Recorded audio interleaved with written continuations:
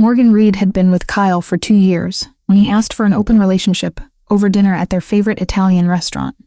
Not just any dinner. It was their anniversary dinner.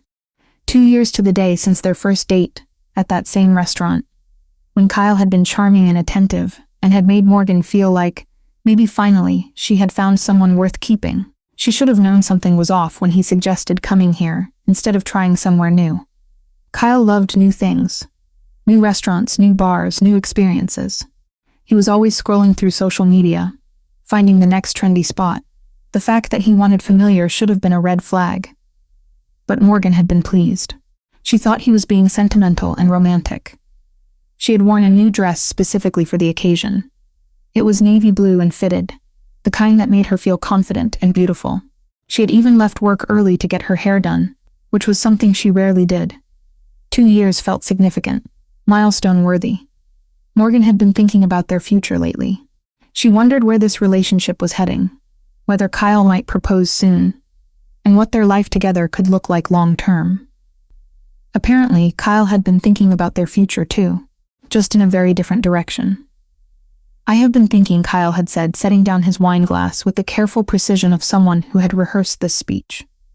"We are great together. Really great. But we are young, you know. We shouldn't limit ourselves to just one person when there is so much life to experience." Morgan had stared at him, her fork halfway to her mouth, her brain struggling to process what he was saying. "What?" she asked. "An open relationship," he said. "We stay together and keep what we have, but we are also free to explore other connections. No pressure, no jealousy, just healthy adult communication about our needs." He had said it like he was proposing a business merger. Calm, rational, completely reasonable. Morgan had set down her fork carefully. "You want to see other people?" she asked. "I want us both to have the freedom to see other people," he replied. "It is not about you not being enough, Morgan. It is about not limiting our experiences based on arbitrary societal expectations about monogamy." Arbitrary societal expectations. She had repeated it flatly. "Exactly," he said. "Look, I have been reading about this. Ethical non-monogamy is totally normal. Lots of couples do it. It actually makes relationships stronger because you are choosing each other every day, instead of staying together out of obligation." Morgan had looked at him. She really looked at him and seen a stranger. Kyle, her boyfriend of 2 years. Kyle, who had met her parents last Christmas. Kyle, who had a drawer in her apartment and a key to her place. Kyle, who was now explaining why he should be allowed to sleep with other women while keeping her on standby. "Is there someone specific?" she had asked quietly. "What?" he said. "No, this isn't about anyone else. This is about us, about evolving as a couple." "Kyle, is there someone specific?" she pressed. He had hesitated just long enough to confirm everything. "There is a client, Brittany," he admitted. "We have been talking and there is chemistry, but I haven't done anything because I respect our relationship too much. That is why I am having this conversation with you first. Being honest. Asking permission. Permission like she was his mother and he was asking to stay out past curfew."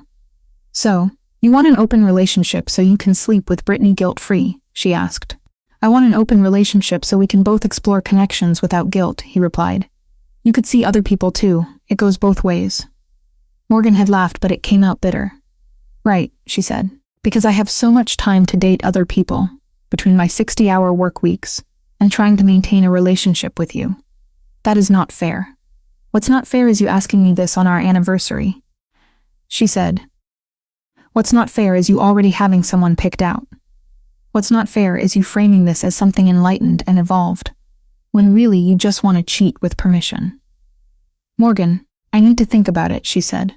She had left the restaurant, driven home alone, and spent the night staring at her ceiling, wondering when everything had fallen apart. The next morning, Morgan dragged herself to work, feeling like she had been hit by a truck. She was the executive assistant to Emilio Ricci, which meant she needed to be sharp, focused, and completely on top of her game every single day. The position was demanding in ways her previous jobs had never been. Morgan didn't just manage Emilio's schedule. She anticipated his needs, handled sensitive information, interfaced with clients, who were often more dangerous than they appeared, and maintained absolute discretion about everything she saw and heard. She had been hired 2 years ago, fresh out of her MBA program. She had somehow survived Emilio's impossibly high standards through a combination of competence, dedication, and the ability to stay calm under pressure. She had outlasted 3 other assistants who had quit within months, unable to handle the intensity. Emilio Ricci didn't tolerate incompetence or distraction. He ran Ricci Enterprises, a sprawling network of real estate holdings, import-export businesses, luxury car dealerships, and various other ventures that Morgan had learned not to ask too many questions about.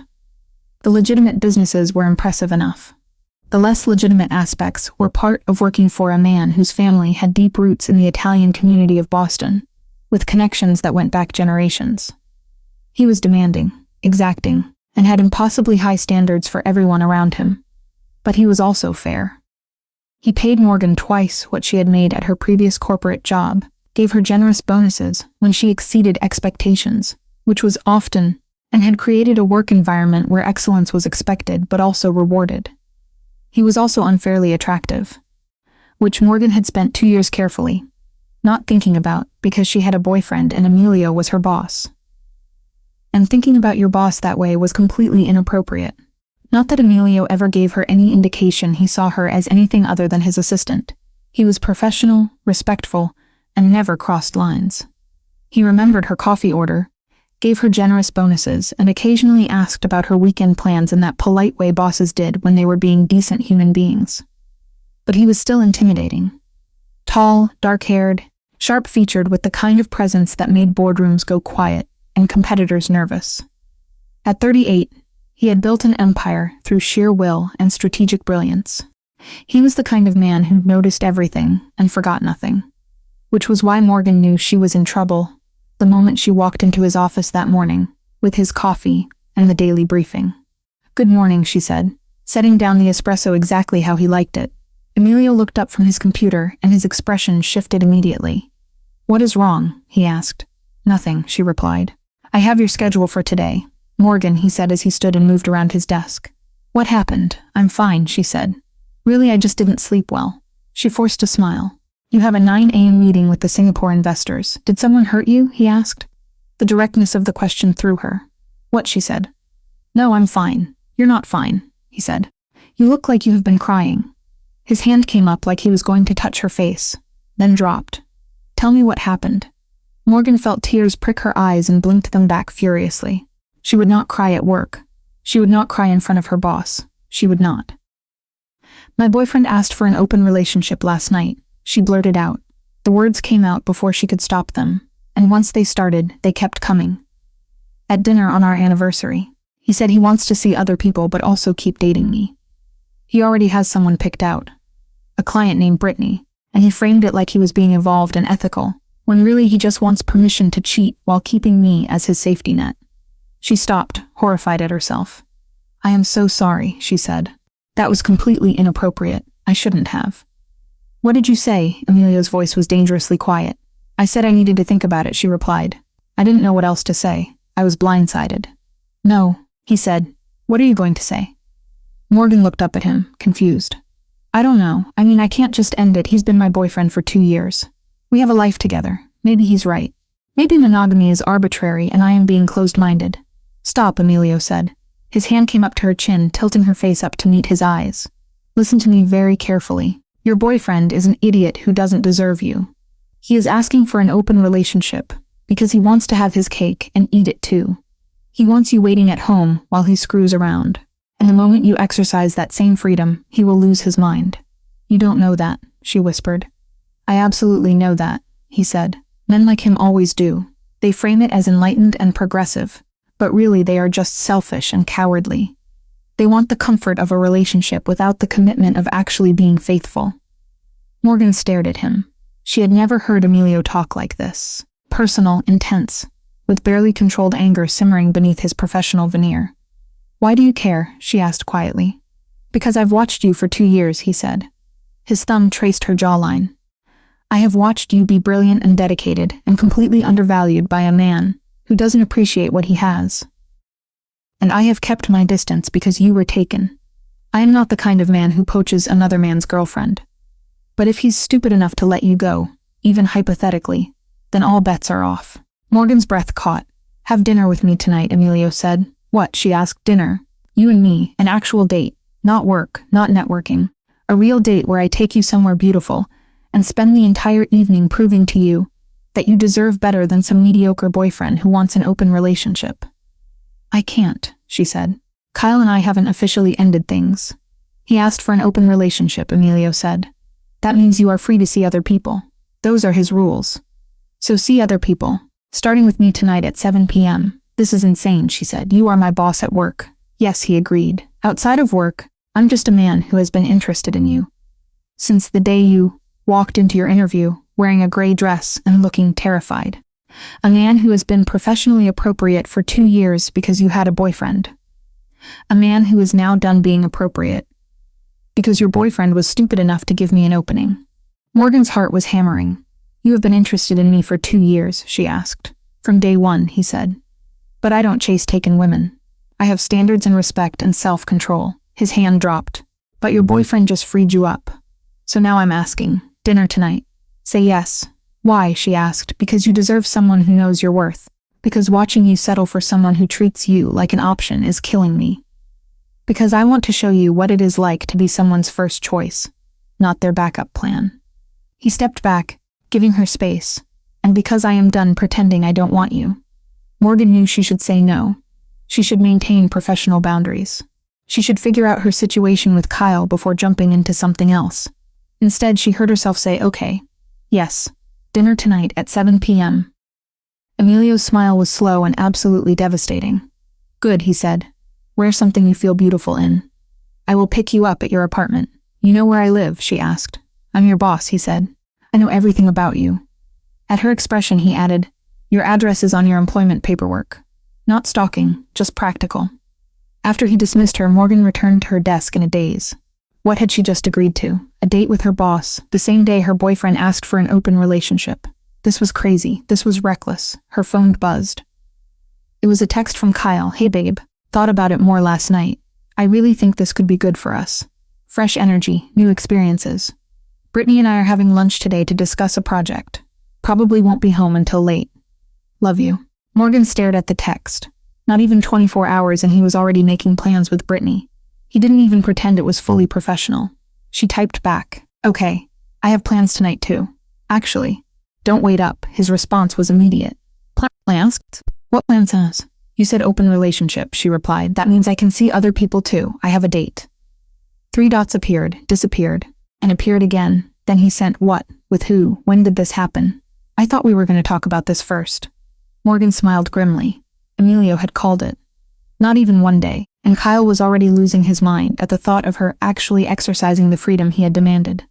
She didn't respond. Let him stew. The rest of the day passed in a blur. Morgan worked on autopilot, handling calls and emails and scheduling while her mind spun with what she had agreed to. At 5 p.m., Emilio appeared at her desk. "Go home," he said. "Get ready. I will pick you up at 7. "My work isn't done," she said. "I am the boss," he replied. "I am telling you, your work is done. Go home, Morgan." She went home and stood in front of her closet for 20 minutes before settling on a black dress that made her feel confident and beautiful. She did her makeup carefully, curled her hair, looked at herself in the mirror, and barely recognized the woman looking back. This morning, she had been devastated. Now she was getting ready for a date with Emilio Ricci. Her phone buzzed repeatedly. Kyle was calling and texting with increasingly frantic messages. "Morgan, we need to talk about this. I didn't mean you should immediately start dating someone else. Who is he? Do I know him? This isn't what I meant by open relationship. Can you please just call me back?" Morgan ignored them all. At 7 p.m. exactly, her doorbell rang. She opened it to find Emilio in a dark suit holding flowers, looking at her like she was the only woman in the world. "You're beautiful," he said simply. "Thank you," she said. She took the flowers, peonies her favorite, which he somehow knew. "Let me just put these in water." "Take your time," he said. While she arranged the flowers, Emilio waited in her doorway, his presence filling her small apartment. When she turned around, he was watching her with an intensity that made her skin warm. "Ready?" he asked. "Ready," she replied. He drove her to a restaurant on the waterfront. It was expensive and exclusive, the kind of place that required reservations weeks in advance. The kind of place Morgan had never been to, because Kyle always chose trendy spots he had seen on social media, instead of places with actual quality. The host greeted Emilio by name, with the kind of deference that spoke to either regular patronage or significant influence. It was probably both. He led them to a private table on an outdoor terrace with a view of the harbor. Boston's lights were reflecting off the water in the gathering dusk. It was breathtaking.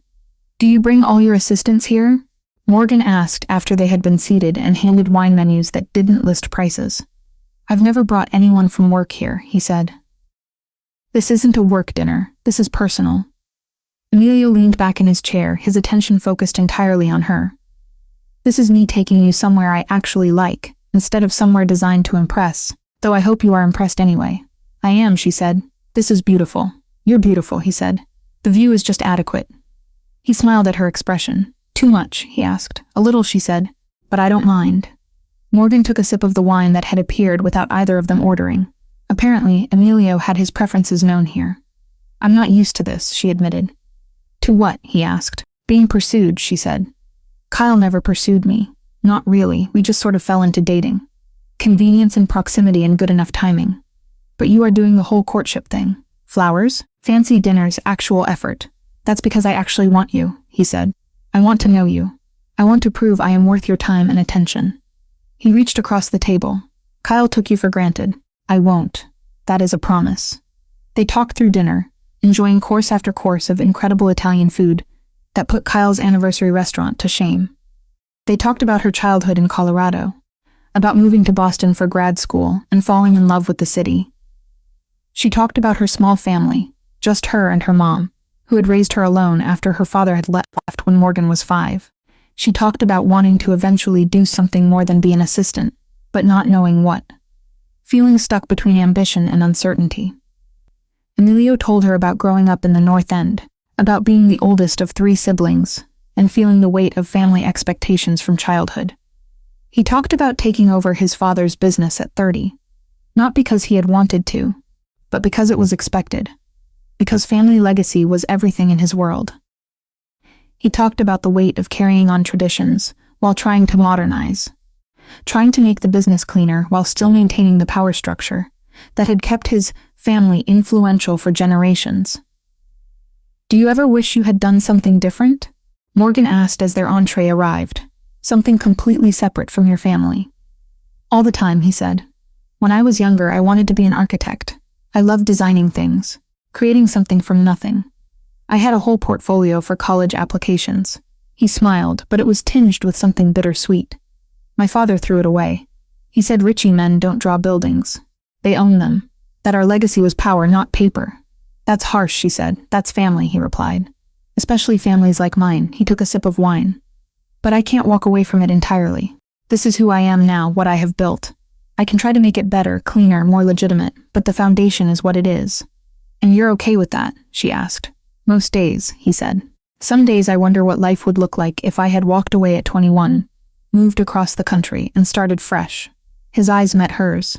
"But then I wouldn't have met you. So on balance, I am exactly where I am supposed to be." Morgan felt her breath catch. "You can't just say things like that," she said. "Why not?" he asked. "It's true." They finished dinner around 10. Emilio drove her home and walked her to her door like a gentleman. "Thank you for tonight," Morgan said. "For the dinner, the conversation, all of it. I needed this." "Thank you for saying yes," he replied. He touched her face gently.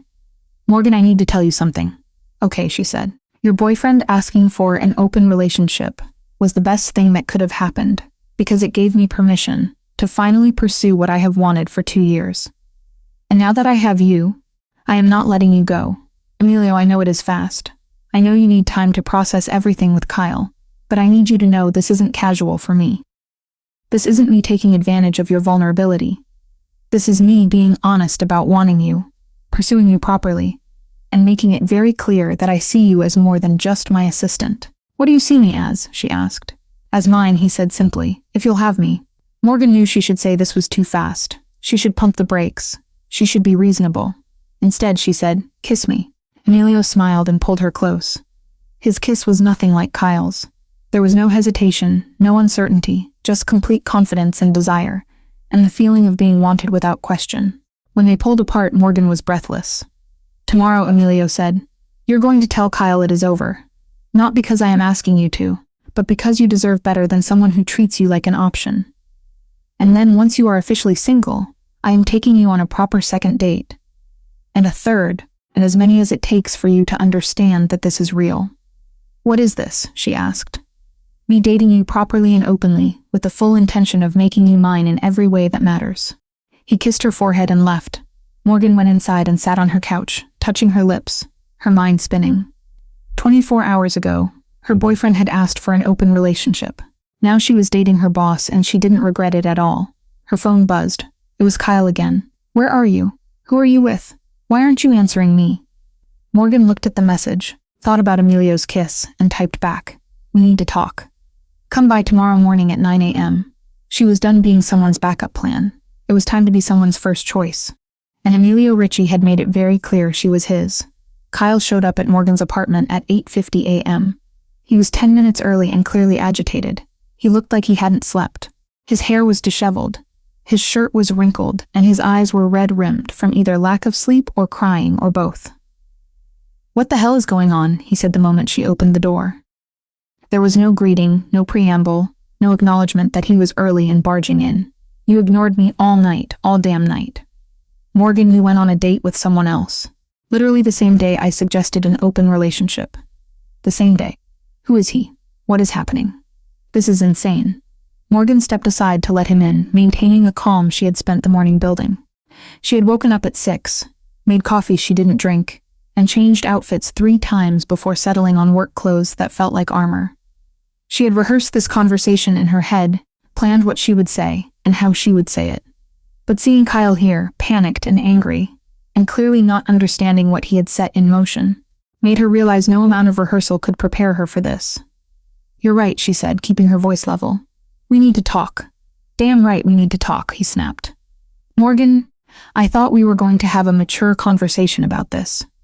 I thought we would discuss boundaries, set ground rules, figure out how to make this work.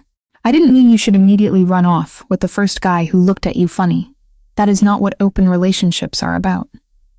Morgan felt something cold settle in her chest. What are they about? Kyle. What? He asked. Open relationships, she said. What are they about? Explain it to me. They are about freedom, he said. About not limiting ourselves based on arbitrary social constructs. About being honest about our needs and mature enough to handle complexity. Whose needs? She asked. Kyle. He had the grace to look uncomfortable. Both of our needs. Interesting, she said. Because from where I am standing, it seems like it was about your needs. You wanted to sleep with Brittany without guilt.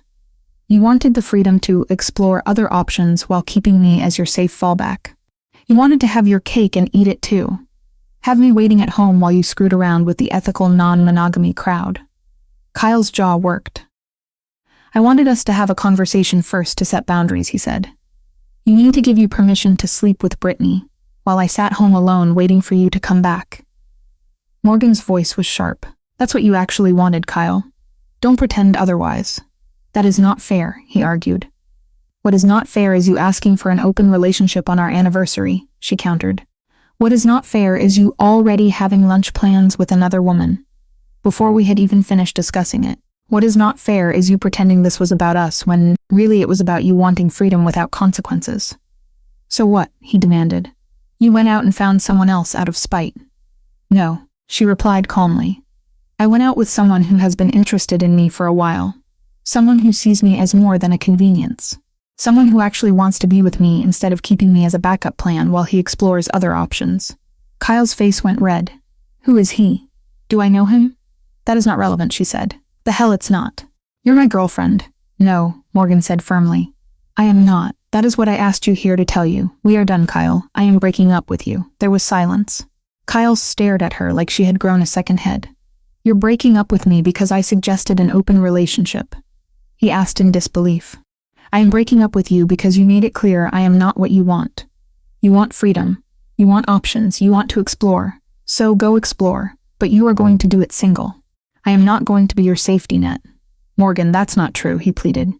We have been together for 2 years. You're overreacting. I am finally reacting appropriately, she said. I should have done this last night when you asked, but I was too shocked and too hurt. I thought maybe I was being unreasonable. Maybe I was too traditional. Maybe I should be more evolved and mature about this. She laughed bitterly. But you know what I realized? I don't want an open relationship. I don't want to share my partner. I don't want to be with someone who doesn't think I am enough. So I am done. You can't just do this, he insisted. We live together. No, we don't, she said. You have a drawer here and a key. That is not living together. Pack up your stuff. Leave the key. We are done. Kyle's expression shifted from shock to angry. This is about him, isn't it? Whoever you went out with last night, he is in your head. He convinced you to break up with me. No one convinced me of anything, she said. I made this decision myself based on what you said, what you wanted, and what you made clear about how you see me in this relationship. Who is he, Morgan? It doesn't matter, she said. It matters to me. You were mine yesterday. I was never yours, Kyle. I was with you. There's a difference. And now I am not even that. Morgan moved to the door and opened it. Please leave. Take your stuff. Leave the key. Don't contact me again. Morgan, please, he started. Leave Kyle, now.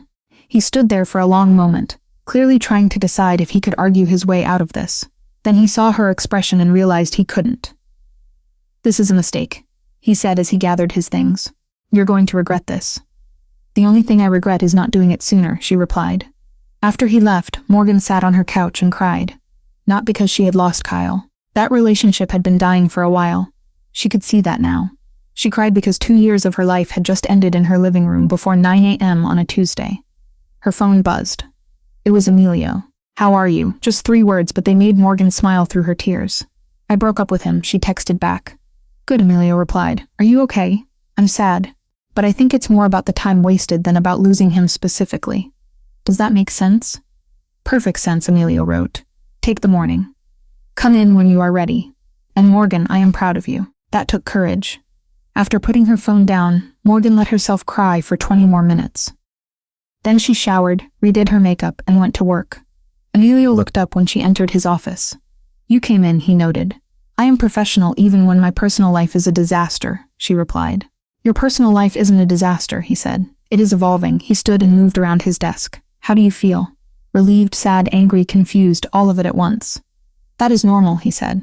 Ending a 2-year relationship isn't easy, even when it's the right thing to do. He touched her face gently. Do you regret last night? He asked. No, she said. Last night was perfect. I just don't want you to think I'm using you as a rebound. Or that I jumped from him to you without thinking. I don't think that, he said. I think you were in a bad relationship. Your ex gave you an excuse to leave and I gave you a reason to. Those are all different things. What if I'm not ready for this, she asked. For you. Then we go slow, he said. We date properly. I court you like you deserve to be courted. And we see where it goes. He smiled slightly. But I am very patient when it comes to things I want. And I want you, Morgan. I am willing to wait until you are ready. What if I am ready now, she asked. Are you? He replied softly. Morgan thought about Kyle's text messages, about him freaking out the moment she exercised the freedom he had demanded, about 2 years of feeling like she was never quite enough. Then she thought about Emilio, about the way he had looked at her at dinner, about the kiss that had made her feel wanted and valued and special. I think I am, she said. I think I have been ready for a while. I just didn't know it until you gave me permission to want something different. Emilio pulled her close. Then let's do this properly. You are officially single as of this morning. I am officially pursuing you, and everyone in this office is going to know you are off limits because you are mine. Possessive much, she teased. Completely, he said.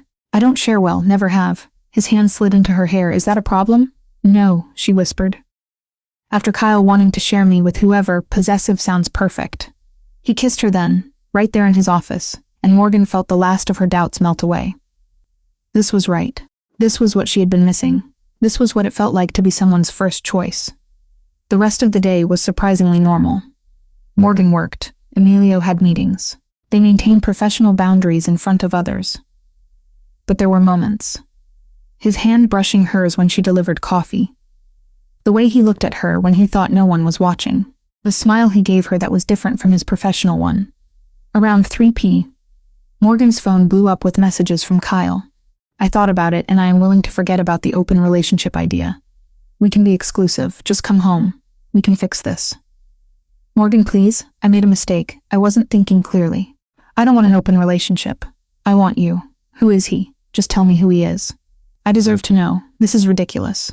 You're overreacting to one conversation. We can work through this. Are you seriously throwing away 2 years over one disagreement? Morgan showed the messages to Emilio during her afternoon check-in. He is spiraling, Emilio observed. He is realizing what he lost. He's realizing I actually meant it when I left, she said. That I wasn't just trying to make a point. Are you tempted to go back, he asked. God, no, she said. I am just annoyed that he thinks he can walk this back with a few text messages like the last 24 hours didn't happen. Block him, Emilio said. What, she asked. Block his number. He had his chance. He asked for freedom. You gave it to him permanently. Now he needs to deal with the consequences. Emilio leaned back in his chair. Unless you want to keep talking to him.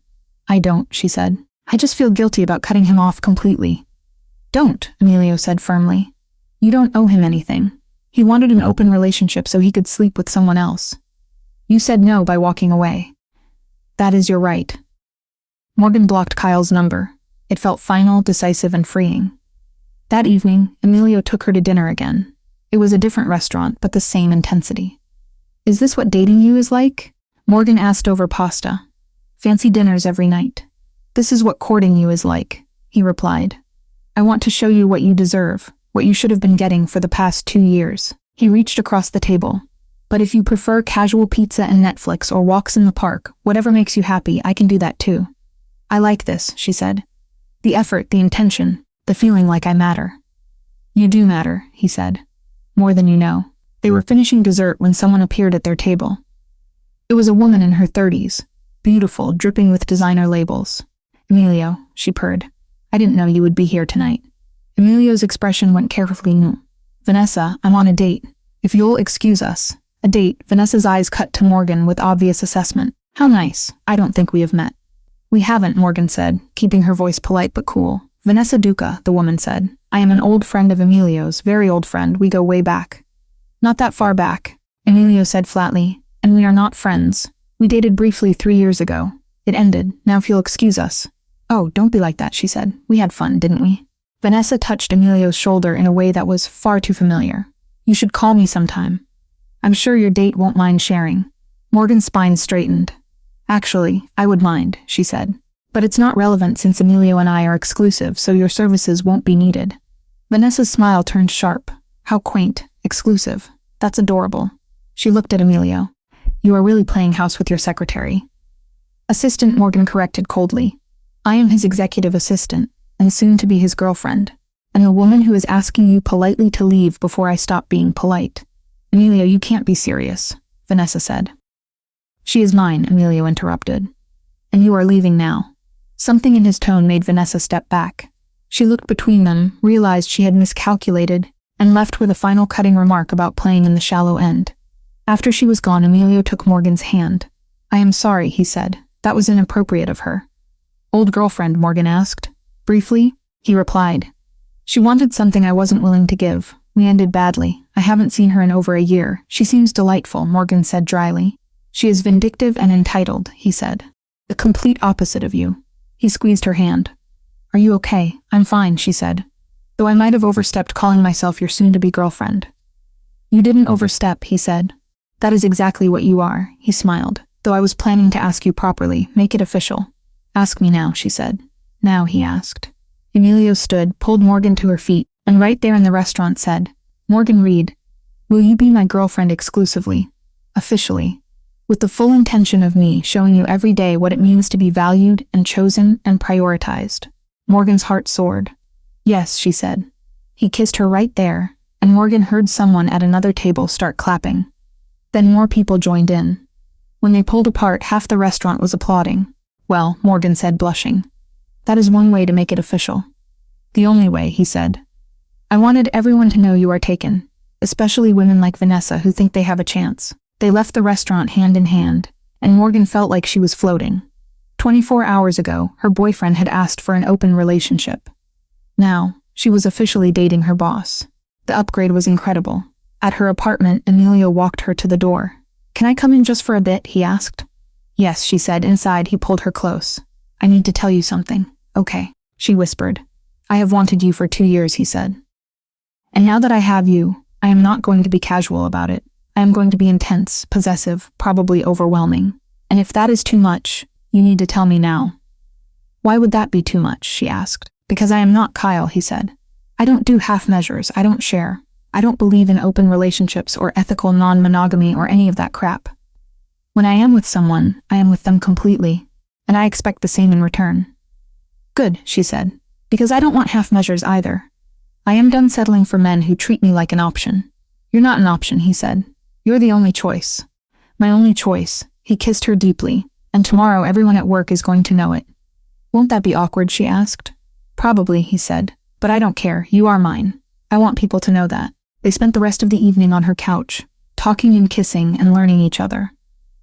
When Emilio finally left around midnight, Morgan felt more settled than she had in months. Her phone buzzed. Unknown number. It is Kyle. You blocked me, so I am using my coworker's phone. We need to talk. This is insane. You are throwing away 2 years because I made one suggestion. Call me. Morgan blocked that number too, and she texted Emilio. Kyle is using other people's phones to contact me. He is being persistent. His response was immediate. Give me number. I will handle it. Emilio, no. You don't have to, she texted back. I want to. Trust me. Morgan sent Kyle's number. 5 minutes later, her phone rang. Emilio, she answered. It is handled, he said. He won't bother you again. What did you do?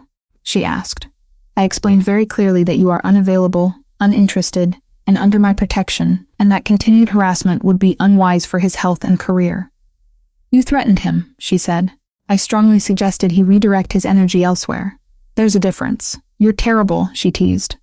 I'm protective, he countered. There's a difference. His voice softened. Get some sleep. I will see you tomorrow. And Morgan, yeah, she answered. Thank you for choosing me. Thank you for being worth choosing, she said. Morgan fell asleep smiling, her phone blissfully silent, her future suddenly bright. She had lost a mediocre boyfriend who wanted an open relationship. She had gained a powerful man who wanted only her. The trade was more than fair. It was perfect. Going public at work was easier than Morgan expected. Emilio called a morning meeting with the senior staff. It was casual, routine, nothing that would raise alarms. Morgan stood beside him at the conference table, professional, but no longer hiding. Quick announcement before we start, Emilio said. Morgan and I are dating. It is serious. It is not affecting our work, and anyone who has a problem with it can bring it to me directly. Questions. There was silence. Then Patricia from legal smiled. About time, she said. We have been running a pool on when you would finally make a move. I had this week, so I win $200. Thank you both for your timing. The tension broke. People laughed. A few offered congratulations. Most just shrugged and moved on to the actual meeting agenda. Afterward, Patricia pulled Morgan aside. You good, she asked. Dating the boss can be complicated. I'm good, Morgan said. Really good, actually. He's intense, Patricia noted. Very possessive. Are you okay with that? After my ex asked for an open relationship 2 days ago. Possessive sounds perfect, Morgan said. Patricia's eyes widened. Wait, your boyfriend asked for an open relationship and you immediately started dating Emilio. That is badass. That's basically what happened. Yes. Good for you, Patricia said. And for the record, Emilio has been watching you like a hawk for 2 years. Everyone knew he was into you. You were the only one who didn't notice. Morgan went back to her desk feeling lighter. It was done. Official. No more hiding. Around 11, her desk phone rang. Reception, the voice said. Morgan, there's someone here to see you. Says he is your boyfriend. Kyle Anderson. Morgan's stomach dropped. He's not my boyfriend, she said. We broke up. Tell him I am not available. He is being pretty insistent, the receptionist said. I'll handle it. Morgan hung up and went to find Emilio. He was in his office on a call, but took one look at her expression and immediately told the caller he would call them back. Kyle is downstairs, she said. He told reception he is my boyfriend. They are trying to send him up. Emilio's expression went cold. Stay here, Morgan. I will handle this. He was out the door before she could argue. Morgan waited, her heart hammering. She shouldn't be scared. Kyle wasn't violent, but he was persistent and clearly not accepting that they were done. 15 minutes later, Emilio returned, his expression dangerous. He's gone, he said. He won't be back.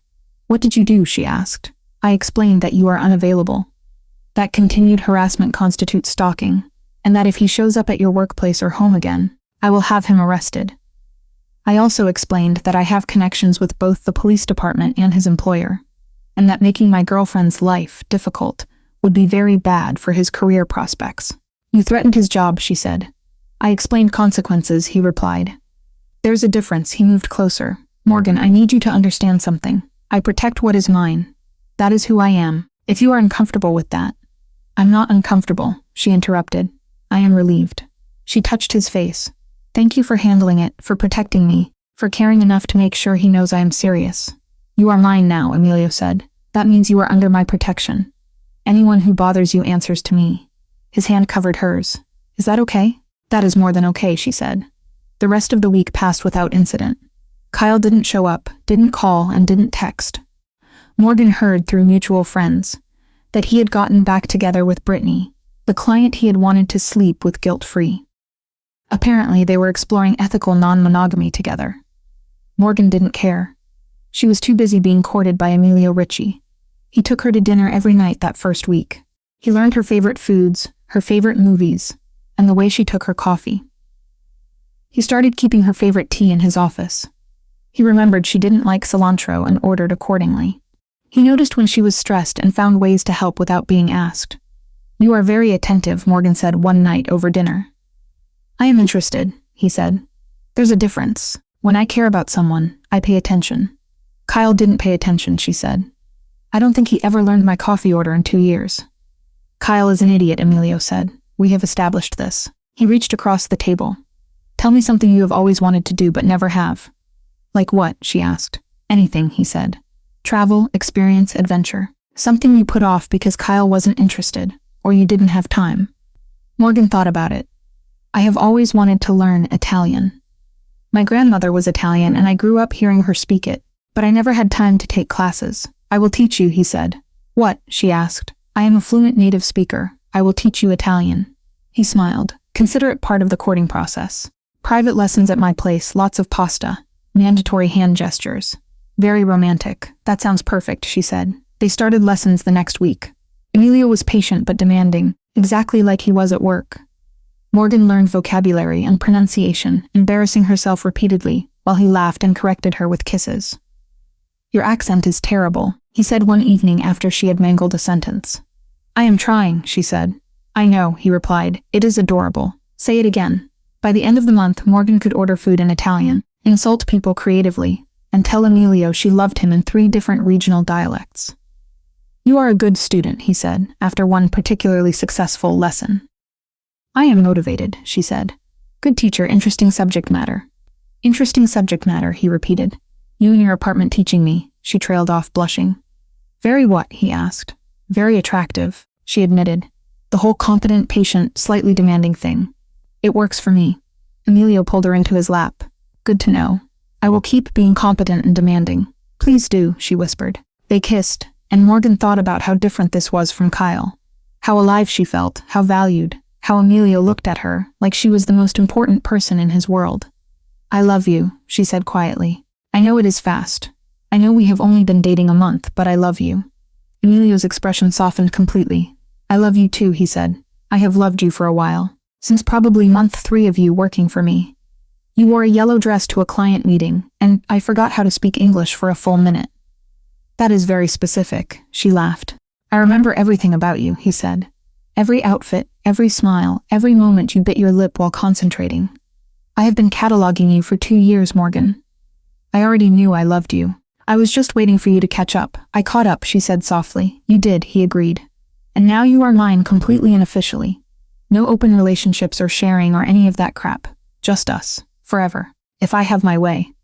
Forever sounds good, she said. 3 months after Kyle asked for an open relationship, Morgan ran into him at a coffee shop. She was picking up lunch for herself and Emilio. They had started a routine of eating together in his office when schedules allowed. Kyle was in line ahead of her, looking tired and stressed. Morgan, he said, spotting her. Hey, how are you? I'm good, she said. Really good. That's good. He shifted uncomfortably. Look, I wanted to apologize for how things ended. For the open relationship thing. I wasn't thinking clearly. It's fine, Kyle, she said. Water under the bridge. I heard you're dating someone, he said. Your boss. Yes, Emilio, she confirmed. We have been together for 3 months. That's nice, he struggled with what to say. That's good, I am glad you are happy. Things with Brittany didn't work out. The whole open relationship thing was a disaster. Turns out I am more traditional than I thought. I could have told you that, she said softly. Yeah, he sighed. He looked at her. Really looked at her. You look different, he said. Happier, confident. Like something changed. Everything changed, she said. I stopped settling for someone who made me feel like I wasn't enough. I found someone who makes me feel like I am everything." She smiled. "That makes a difference." "He treats you well?" Kyle asked. "He treats me like I hung the moon," she said. "Like I am the most important person in his world. Like I am chosen every single day." She touched Kyle's arm briefly. "I hope you find that too. But it won't be with someone who wants an open relationship as backup. It will be with someone you are so sure about that the idea of being with anyone else never even crosses your mind." "Like you and Emilio?" he asked. "Exactly like me and Emilio." She got her coffee and left. She didn't look back. That night, she told Emilio about the encounter. "How did it feel seeing him?" he asked. "Fine," she said. "Neutral. Like running into an old acquaintance instead of someone I spent 2 years with." "Is that weird?" "That's healthy," he said. "It means you have moved on. That what we have is real enough to make the past irrelevant." He pulled her close. "Are you happy, Morgan?" "Deliriously, terrifyingly," she said. "Sometimes I wake up and can't believe this is real." "It's real," he promised. "I'm real, this is real. And I am not going anywhere." He kissed her forehead. "You know what the best part is?" "What?" she asked. "If Kyle hadn't asked for an open relationship, we might never have gotten here. He freed you up, gave me the opening I needed. So, in a weird way, I am grateful to him." "Don't tell him that," she laughed. His ego couldn't handle knowing he did us a favor. "Our secret," he smiled. "Though I am still going to be protective and possessive and probably overbearing about you. That doesn't change." "Good," she said. "I like protective and possessive. After Kyle wanting to share me, possessive is perfect." "You keep saying that," he said. "Because it's true," she replied. "You make me feel valued, wanted, chosen. That is all I ever wanted. Then you will keep getting it every day for as long as you'll have me," he said. "What about forever?" she asked. "Forever works," he answered. 6 months later, Morgan moved in with Emilio on a Saturday in May, when spring was turning to summer and Boston was finally shaking off the last remnants of winter cold. Not because he pushed. Emilio had been surprisingly patient about the whole thing, saying he would wait as long as she needed. But Morgan had been spending every night at his place anyway, going home only to grab clean clothes and check her mail. Her apartment had started feeling like a storage unit instead of a home. "You sure?" he had asked when she suggested it one morning over coffee in his kitchen. Their kitchen now. "I don't want you to feel pressured. We can keep doing what we're doing, 2 places, maximum flexibility." "No rush, I'm sure," she had said. "I am tired of living out of an overnight bag. I am tired of having my things split between 2 apartments. I am tired of leaving here every morning to go home and shower when I could just shower here and actually live here." She had taken his hand. "I want to wake up next to you every morning. I want my clothes in your closet and my books on your shelves. I want my coffee mug to have a permanent spot in this kitchen. I want this to be our home, not just yours." "Our home," he had repeated, his voice going soft in that way it did when emotions caught him off guard. "I really like the sound of that." "Me too," she said. They had spent the weekend moving her belongings. Emilio insisting on hiring professional movers despite Morgan's protests, that she didn't have that much stuff. He had been wrong about that. 2 years of living alone meant she had accumulated more than she had realized. "You have approximately 8,000 books," he had said, watching movers carry in the 4th box labeled books. "We are going to need more shelves." "You knew I liked to read," she defended. "I knew you read," he said. "I didn't know you were single-handedly supporting the entire publishing industry." But he was smiling, already mentally rearranging furniture to accommodate her collection. "We will build more shelves. Make a whole library wall. Give your books a proper home." "Our books now," Morgan had corrected. "Our books, our home, our life." He had pulled her close despite the movers working around them. "I like the sound of all of that." Now standing in their living room surrounded by boxes, Morgan felt overwhelmingly happy. "This is real," she said. "We're really doing this. We're really doing this." Emilio agreed and pulled her close. "You, me, this apartment, forever. How does that feel?"